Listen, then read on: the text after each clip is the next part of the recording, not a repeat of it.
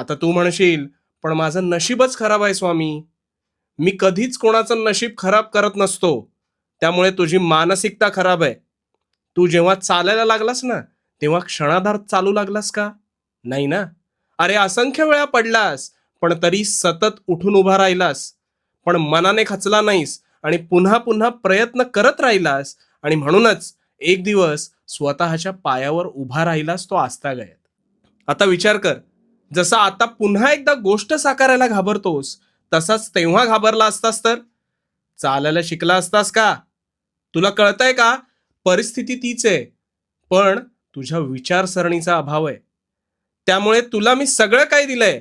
तुझ्या तल्लख बुद्धिमत्तेच्या जोरावर स्वतःवर विश्वास ठेवून कायम उभा राहा. पडशील, पण नक्की सावरशील. कारण कारण भिवू नकोस. भिवू नकोस, मी तुझ्या पाठीशी आहे. भिवू नको.